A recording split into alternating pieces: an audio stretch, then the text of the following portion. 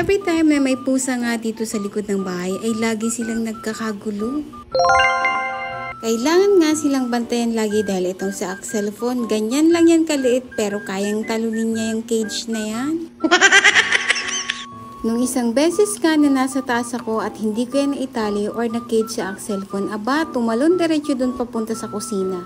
Buti na lang talaga at hindi siya nabalian. Pag-usapang pusa kasi or daga, talagang ganyan sila kaligalig. Hindi sila titigil hanggat hindi nila nahuhuli. Kaya bawal talaga ako mag-alaga ng pusa dahil sa mga anak ko na to. Diyos ko, makita pa lang ihahabulin na talaga nila. Ewan ko ba dito sa mga anak ko, ang lalaki naman pero ang lakas pa rin tumalon. Yung totoo, aso ba kayo o ano? At buti na lang bago mag Holy Week ay dumating na tong in-order kong eye care para kay Maximo.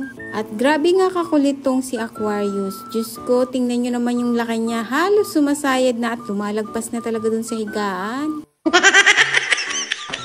Kung mamasdan naman ng maigi ay talagang mas malaki pa nga talaga sa akin si Aquarius. Uli ka, Balbon. Buti na lang andyan ka at talagang lilinisan kita ng tenga. Akala niya siguro ay irarab ko siya. Naku, malaki yata ang pagsisisi ng bata na to dahil nahuli na naman siya dito sa upuan. Every time nga nalilinisan ko sila ng tenga, lilinisan ko ng ipin, at mapaliguan ko ay talagang nagsisitakbuhan kahit saan. Halos ayaw nilang dumapit sa akin. Akala mo may virus yung nanay nila para takbuhan? At bigla akong napaisip na tingnan nga kung yung dumating nga na parcel ay eye care. Kasi alam naman natin na kailangan natin doon dahil kay Maximo. Buti na lang talaga at tama yung napadala ni seller. Minsan kasi nakakatanggap kami ng wrong item or na-overlook nila yung napapadala nila. At tinitingnan ko nga ng maigi yung tenga niya dyan kung meron pang natitira. Dati, nung binibigyan ko pa sila ng tinapay at ng chicken, ay nagkakaroon sila ng luga at talagang napakadumi ng kanilang tenga kahit anong linis mo. Pero this time, hindi ko na sila binibigyan noon at ngayon okay na yung mga tenga nila. Ayun na nga, bigla na nga akong tinakasan dyan ni Aquarius, hindi ko pa nga nalilinisan yung kabilang tenga niya. Dahil ayaw na niya, hinahanap ko naman yung iba. Tinatawag ko yung iba pero ayaw lumapit. Itong si Glitter, inalpasan lang talaga ako. Tinawag ko yung pangalan ng 4 na nasa labas pero walang lumalapit. Akala ko naman ay lalapit na tong si Simo pero bigla namang lumiko. At akala ko sa mga puntong na yan ay lalapit na si Axelphone pero grabe, lumiko pa din talaga. At eto nga, nakita ko nga si Axelphone ay patingin-tingin sa akin pero pinuntahan ko na at kinuha ko agad. Binuhat ko pa nga kasi ayaw niya talagang lumapit. Diyos ko, ano ba naman talaga tong mga bata na to? Kailangan mo talaga silang buhatin dyan para sumama sa'yo. Sa pilitan na nga yan kasi ayaw talaga nila. Tensya na kayo mga anak pero mapili talaga yung nanay nyo. Gagawin ng lahat para malinisan kayo. Ganyan din po ba yung mga anak nyo? Pag tinatawag nyo ay talagang magsisitakbuhan kahit saan. At halos ayaw makinig. Pag lilinisan yung tenga, grabe na kung saan na magsisitakbuhan. Hindi mo maintindihan kung saan na magtatago. Pag-usapang pagkain, napakabilis ng takbo. Pero pag-usapang lilinisan, ako, sasakit yung ulo mo. Ano ba naman tong ginagawa mo, Ponpon? Grabe naman yung pahirapan mo kay mami na yan. Wala ka talagang magagawa. Ako ang masusunod. At talagang pag hindi mo siya ginalaw ay walang galawan. Tingnan mo naman yung mga paa niya, nakataas pa talaga. Pinapahanginan pa nga yung kanyang pempem. Diyos ko.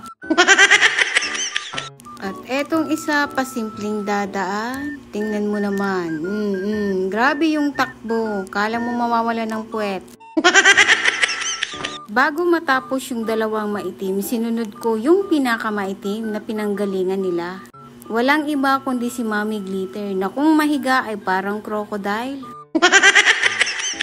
Wag po kayong malito, hindi ko siya binitin. Hinila ko talaga yung choker niya. Napaka-struggle talaga pag lilinisan mo sila ng tenga. Kasi halos ayaw nila, ikaw na lang talaga mag-a-adjust.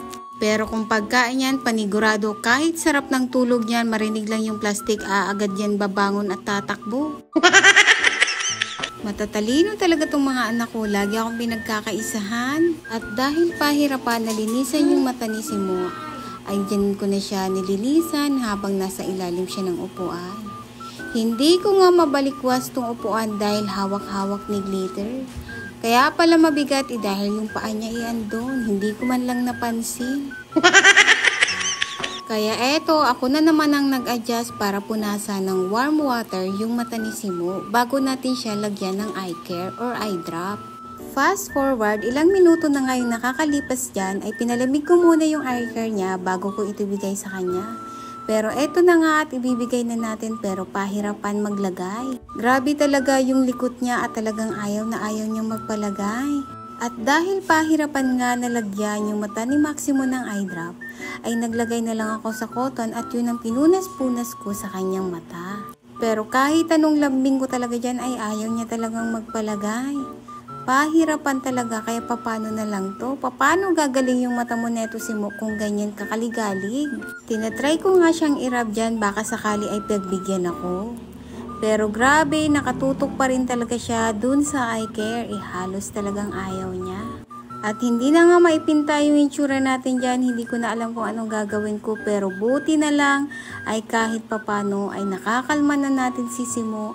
At kahit papano ay napatakan na yung mga mata niya. So ayun lang. Sana ay gumaling na yung mata ni Simo dahil nagkaroon siya ng eye infection. Kung mapapansin natin dyan, maligalig siya at malakas pa din naman siyang kumain kaya wala namang problema. Yung mata niya lang talaga. Pero kahit papano ay nagkakaroon na ng improvement. So ayun lang. Salamat sa panonood. Sa muli. Bye!